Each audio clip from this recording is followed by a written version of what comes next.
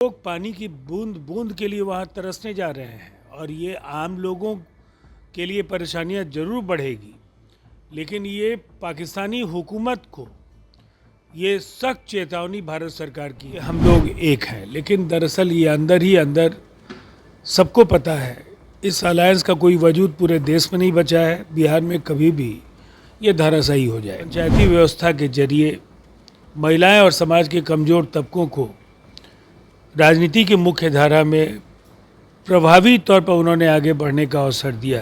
Package से कई गुना ज़्यादा राशि बिहार को मिल चुकी है।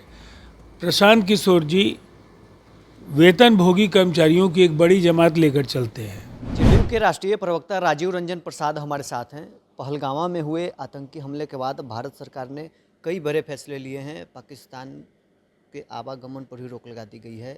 सिंधु जल समझौता पर भी भारत सरकार ने बड़ा फैसला लिया है। देखिए, पाकिस्तान की कमर टूट जाएगी। ये बड़े फैसले पाकिस्तान की अर्थव्यवस्था की जड़ें खोद कर रख देंगे।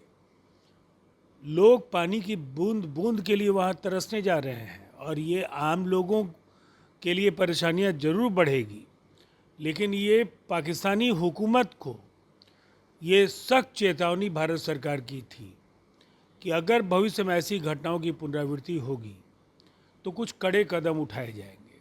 आज इन फैसलों के साथ एनडीए सरकार ने प्रधानमंत्री नरेंद्र मोदी जी के नेतृत्व में ये साफ साफ संदेश दिया है कि जो कुछ भी पहले हुआ होगा उसे बदस्तूर जारी रखने का कतई इरादा भारत सरकार का नहीं है। ऐसे लोग जरूर सजा के हकदार होंगे जिनकी धरती से भारत में बेगुनाह लोगों को मारा जाएगा, जहां आतंकवादी वारदातों को अंजाम दिया जाएगा। तो भारत सरकार चुप नहीं बैठेगी और निसंदेह, चाहे वो सिंधु जल समझौता हो या सार्क देशों के लिए वीज़ा नियमों जो काफ़ी हद तक सरल थे उन्हें समाप्त किया जाना, बागा अटारी बॉर्डर को बंद करना, 48 घंटे के अंदर सभी पाकिस्तानी नागरिकों को भारत छोड़ना और दोनों ही राष्ट्रों के उच्चायोगों को लेकर के दूतावास भी खाली कराना, दूतावास और उच्चायोगों को लेकर के जो बड़े फैसले लिए गए, ये एक सीधे तौर पर पाकिस्तान को पूरी दुनिया के नज़र में बेनकाब करने के लिए ये कदम उठाए गए हैं। और हम ये मानते हैं कि शहादतें कभी बेकार नहीं जाती हैं। जिन बेगुनाह लोगों ने अपनी जानें गंवाई हैं उनकी नृशंस हत्या का बदला भारत को लेना ही है और उन्होंने लिया है। धर्म से जोड़कर भी कुछ लोग इसको देख रहे हैं, तो ये उचित है कि आतंकी हमला को धर्म से जोड़कर देखा जाए? देखिए, हमारा ये मानना है, उसमें एक स्थानीय नागरिक जो इस्लाम धर्म को मानने वाला था, उसने बहादुरी के साथ आतंकवादियों का मुकाबला किया, उनसे हथियार छीनने की कोशिश में वो मारा गया। पाकिस्तान जो चाहता है उस झांसे में हम लोगों को नहीं आना चाहिए।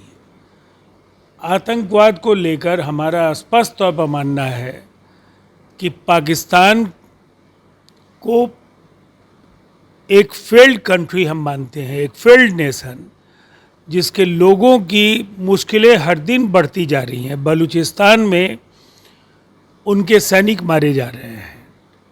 पूरे पाकिस्तान में पाकिस्तान की जो अवधारणा है, यूनाइटेड पाकिस्तान की अवधारणा, पहले बांग्लादेश के तौर पर उन्हें मालूम है कि किस तरह से पूर्वी पाकिस्तान उनसे अलग हुआ, बलूचिस्तान अलग होगा। पूरे पाकिस्तान में परेशानियां बढ़ी हैं और लोगों का ध्यान बांटने के लिए अगर भारत में वो कोई कार्रवाई करेंगे तो भारत सरकार चुप नहीं बैठेगी। प्रधानमंत्री नरेंद्र मोदी आज बिहार दौरे पर है। पंचायती राज दिवस के दिन बिहार को कई सौगात देंगे। देखिए, निसंदेह उनका बिहार में पंचायती राज दिवस के अवसर पर होना एक महत्वपूर्ण संकेत भी देता है कि पंचायती व्यवस्था में जो बिहार ने शानदार काम किया, जिस तरह से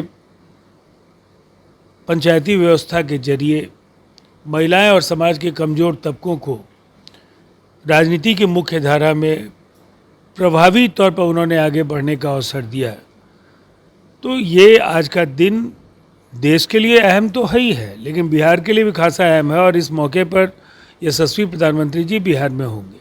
आज महागठबंधन की तीसरी बैठक भी हो रही है। कोऑर्डिनेशन कमेटी की पहली बैठक तेजस्वी यादव की अध्यक्षता में आज कांग्रेस मुख्यालय में होगा।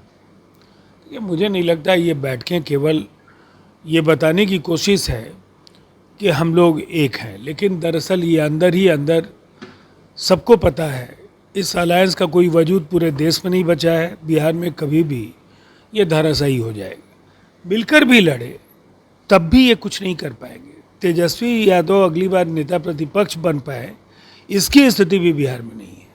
प्रधानमंत्री के बिहार दौरे से पहले विपक्ष के द्वारा ये सवाल खड़ा किया जाए, प्रशांत किशोर भी सवाल खड़ा कर रहे हैं कि प्रधानमंत्री बिहार के लिए जो पैकेज वादा किए थे वो कब दे रहे हैं। उस पैकेज से कई गुना ज़्यादा राशि बिहार को मिल चुकी है। प्रशांत किशोर जी वेतनभोगी कर्मचारियों की एक बड़ी जमात लेकर चलते हैं।